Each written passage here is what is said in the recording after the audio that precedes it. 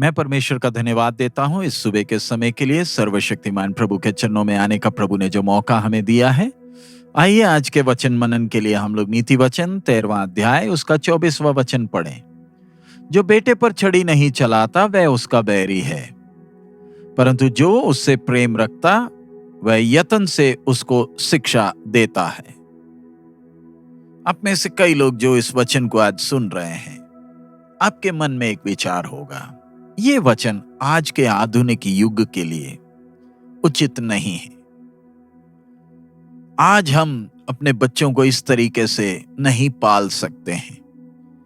ये पुरानी ख्याल आते हैं। आज दुनिया आधुनिक हो गई, समय बदल गया है। आज ज्यादातर लोगों की यही सोच है। आज की दुनिया में आज हम देखें, स्त्री और पुरुष परस्पर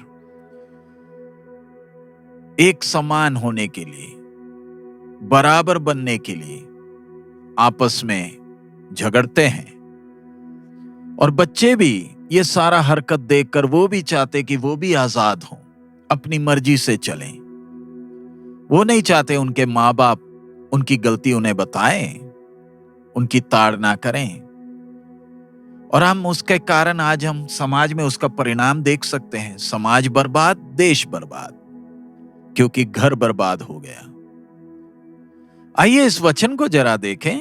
इस वचन में सर्वशक्तिमान परमेश्वर, जो सारी सृष्टि का बनाने वाला, सारी सृष्टि का पिता है, जो ज्ञान सर्वज्ञानी है, कृपालु है, दयालु है, प्रेमी है, हमसे क्या कहता है।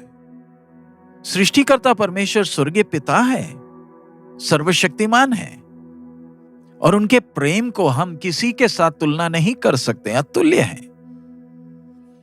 परमेश्वर ने मनुष्य को अपने स्वरूप और समानता में बनाया, और परमेश्वर जानता है कि पाप एक व्यक्ति के जीवन को कितना बर्बाद करता है।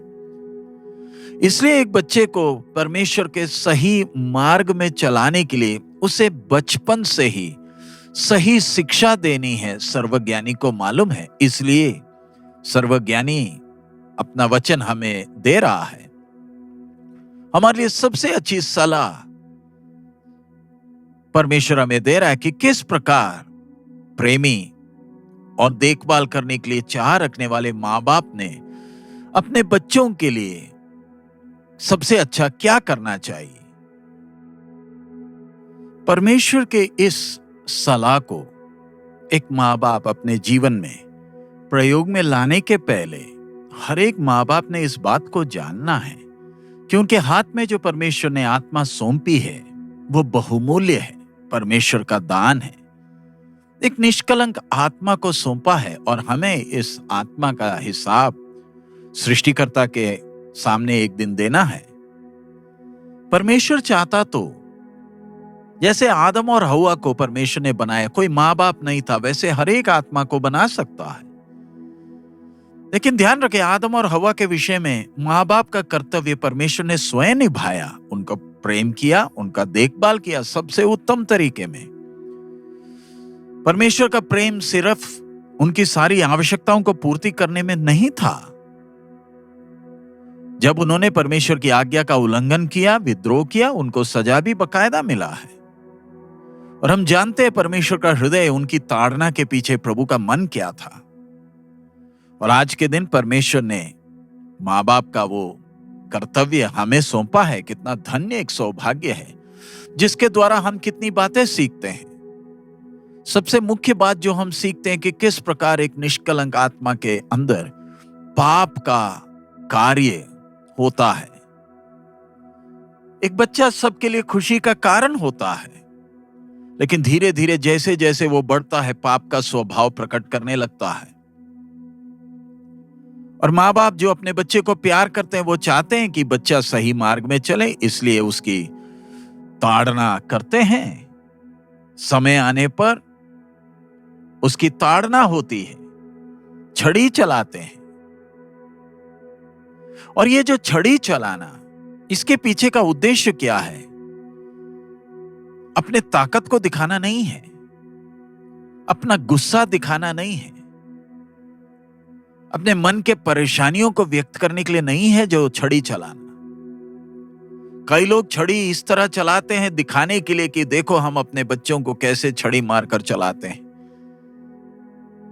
और ऐसे करते करते कई बार सीमाएं पार कर जाते हैं, जिससे वो निष्कलंक मन में माँ बाप के प्रति नफरत पैदा हो जाती है।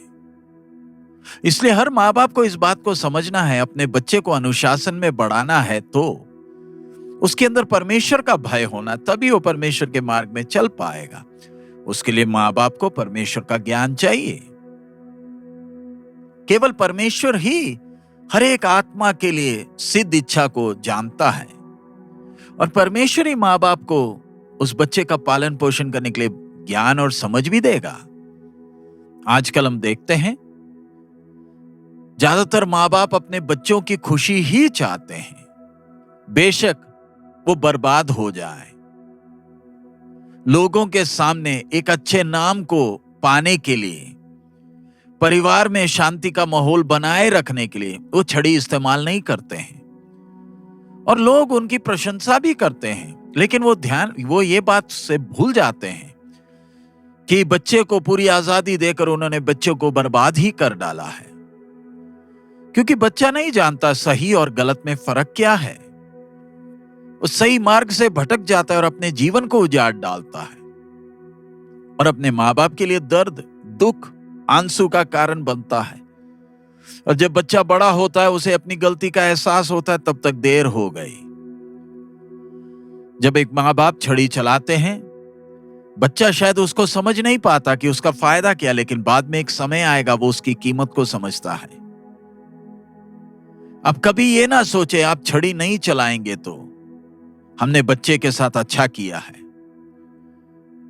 हम परमेश्वर के सिद्धांत के विपरीत अगर कुछ भी करें, हम खुद ही उस बच्चे के बर्बादी के लिए जवाबदार होंगे। लेकिन यदि हम प्रेम के साथ वो छड़ी को इस्तेमाल करें, उनकी ताड़ना के लिए इस्तेमाल करें,